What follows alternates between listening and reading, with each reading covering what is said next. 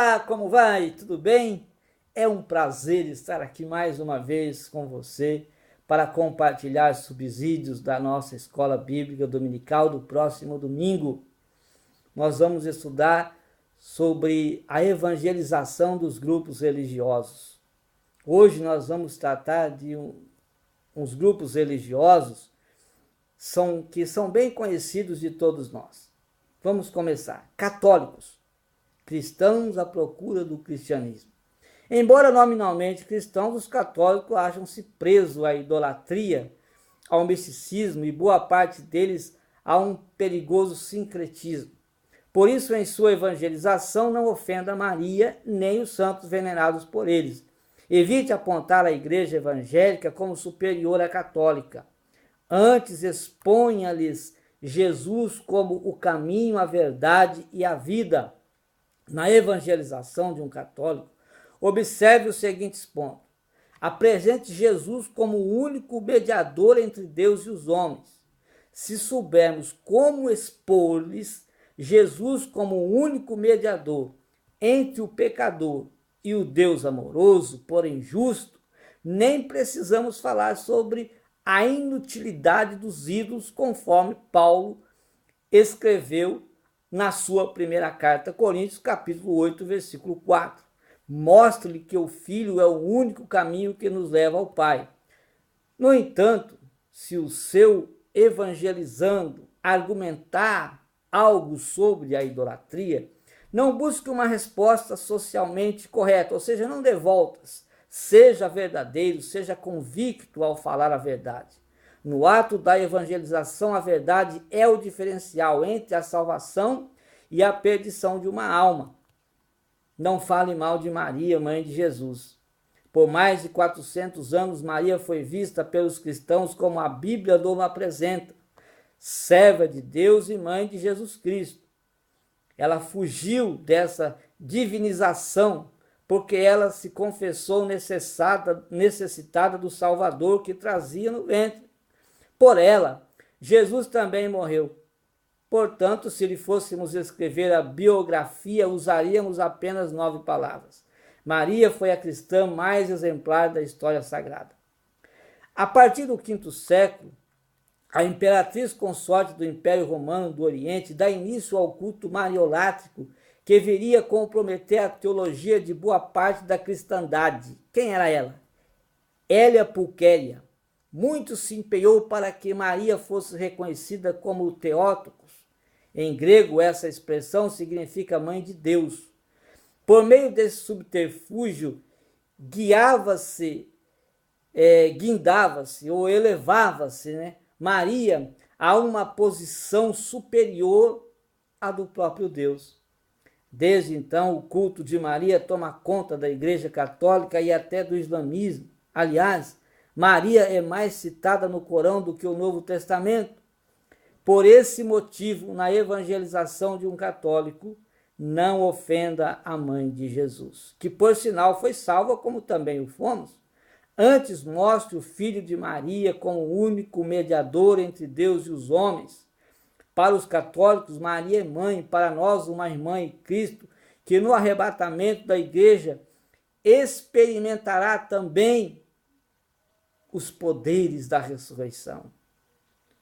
Não apresente a igreja evangélica como a superior, ou seja, como superior à igreja católica. Lembre-se, não estamos promovendo uma guerra religiosa, mas falando do amor de Cristo a um grupo que, embora se declare cristão, esteja longe do verdadeiro Cristo.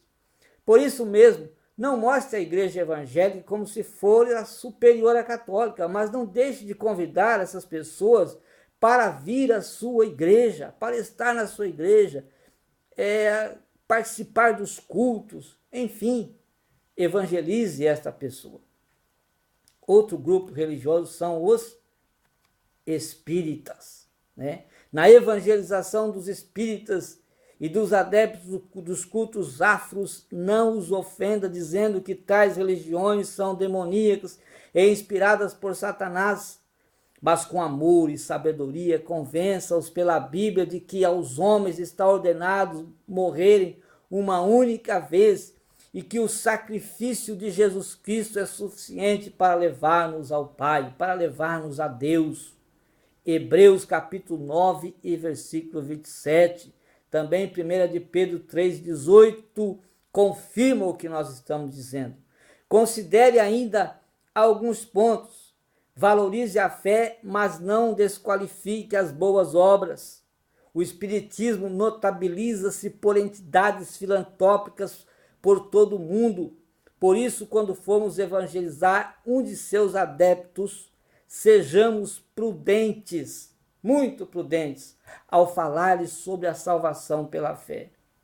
Mostre-lhe que as boas, ou seja, mostre-lhe que as obras em si são insuficientes para salvar-nos.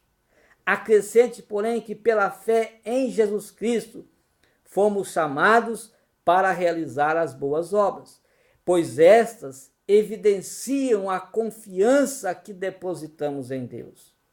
Evite discussões, contendas, pois essas nos afastam de nosso verdadeiro alvo, que é pregar o Evangelho, que é pregar a paz através de Jesus Cristo, levar o Evangelho de Jesus Cristo a todos em todo tempo e lugar, por todos os meios, é a nossa meta. Não ofenda as religiões espíritas e africanas. Todos sabemos que tanto o espiritismo quanto os cultos afros não provêm de Deus. Seus adeptos ou seus seguidores, porém, não o sabem. Por isso não devemos desmerecer-lhes as crenças dizendo que eles servem aos demônios. Se formos habilidosos na exposição da palavra de Deus, eles não demorarão a acreditar que nós estamos falando a verdade sobre Deus, sobre seu Filho Jesus Cristo, que veio buscar e salvar o que se havia perdido. Não tenha medo dos espíritas e dos adeptos dos cultos afros. Há crentes que, apesar de já haver experimentado os poderes do mundo vindouro, ainda demonstram um pavor injustificado quanto às práticas espíritas e aos cultos afros. Tal medo, porém, impede-nos de evangelizar os discípulos de Allan Kardec e os herdeiros da mitologia africana que em todo o mundo espalham-se por todos os lugares. Por esse motivo, deixemos de lado esses temores e com amor, com prudência, falamos de Cristo a todos sem marginalizar este ou aquele outro grupo. Respeitosamente, mas de maneira clara, objetiva e bíblica, levemos a mensagem da cruz a esses grupos religiosos que, supondo adorarem a Deus, afastam-se cada vez mais do amado Senhor. Outra seita, né?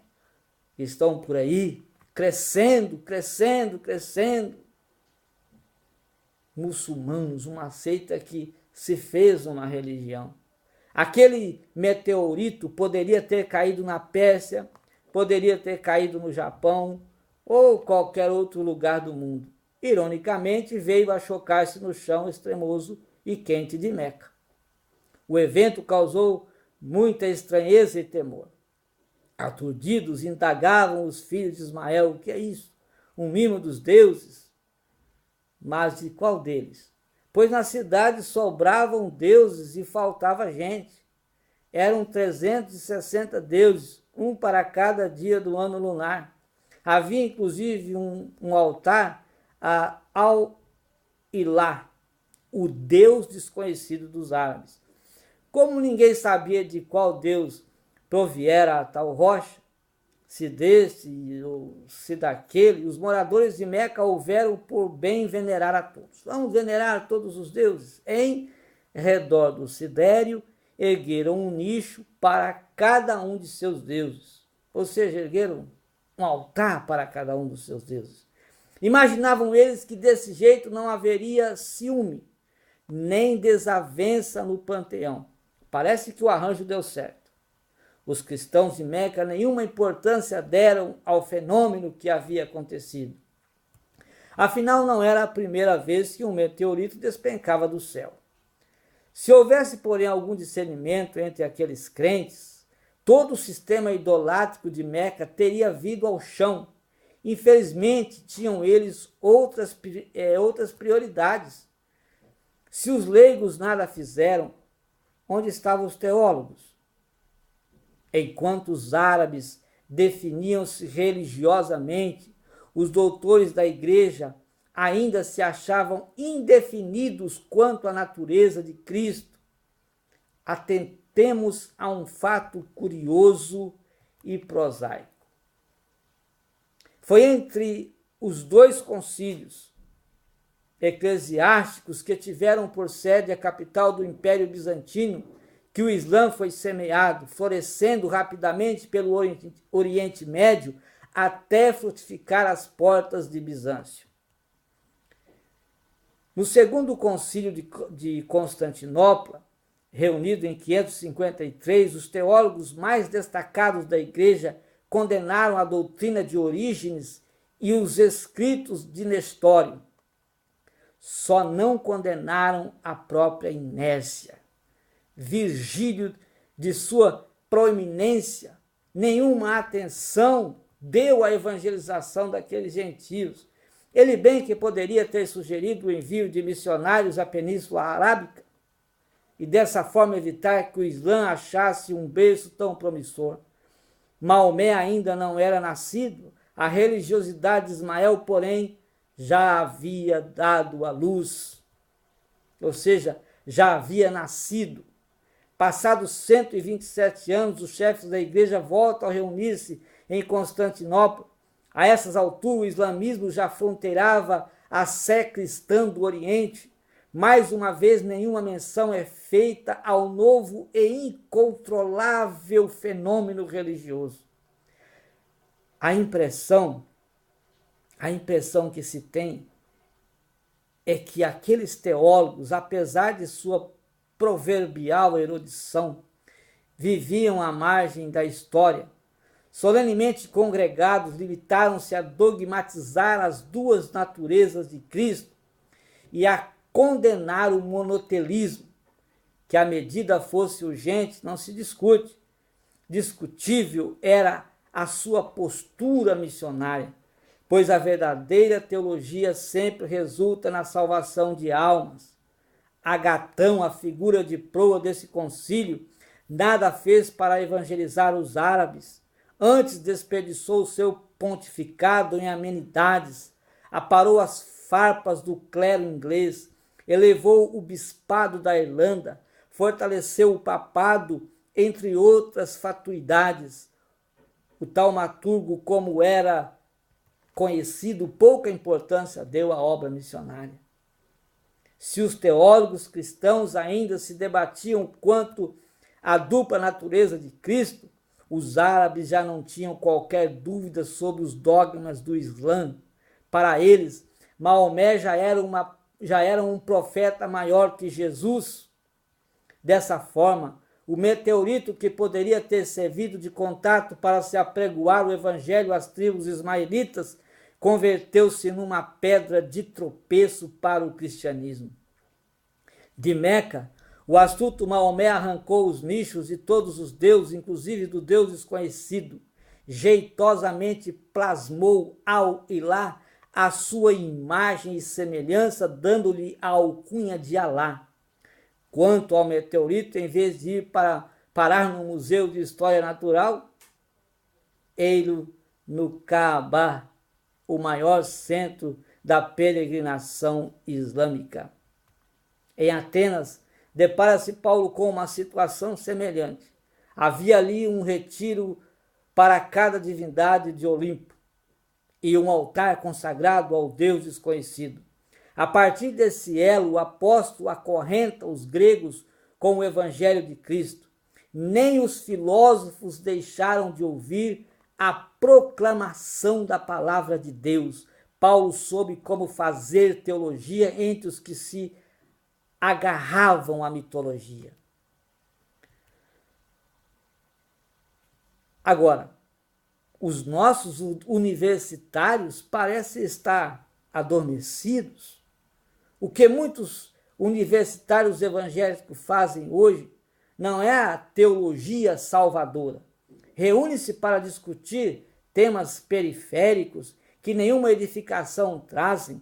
O problema agrava-se quando se ajuntam a fim de realçar suas posições doutrinárias nesses encontros que mais parecem um Babel e em nada lembram o cenáculo.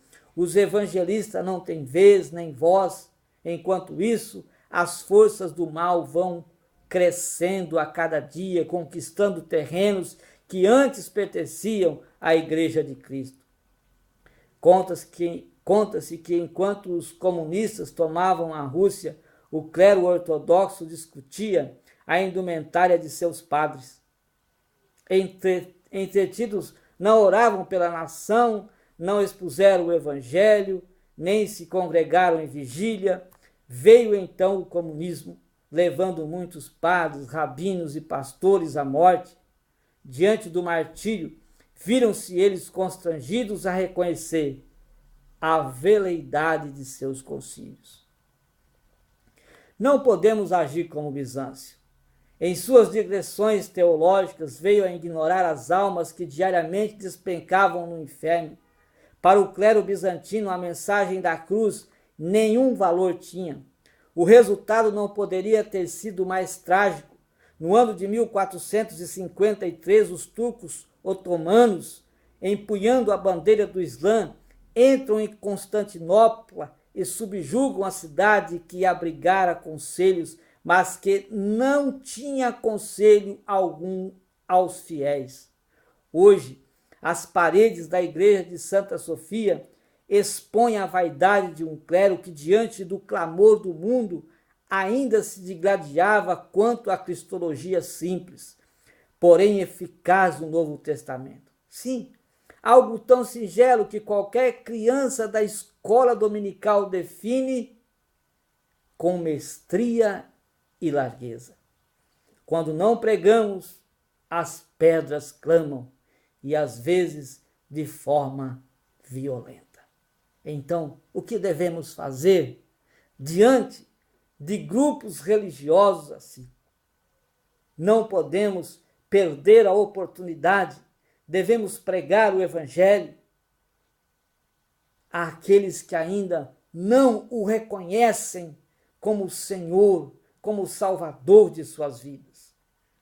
Há grupos religiosos, há outros e outros grupos religiosos espalhados por aí, precisando da salvação, com o seu coração vazio, entristecido, angustiado, aflito, clamando por paz, querendo felicidade, querendo alegria, e nós, Igreja de Jesus Cristo, estamos com os braços cruzados, nada fazemos, e a ordem de Jesus continua: ide por todo mundo, pregai o evangelho a toda criatura. E nós estamos indo, estamos pregando, estamos fazendo, estamos convidando as pessoas para irem à igreja, participar dos cultos, estamos orando, estamos jejuando por eles, estamos visitando, estamos falando a palavra de Deus. Que tipo de evangelismo você está fazendo? O amor pelas almas ainda está no seu coração?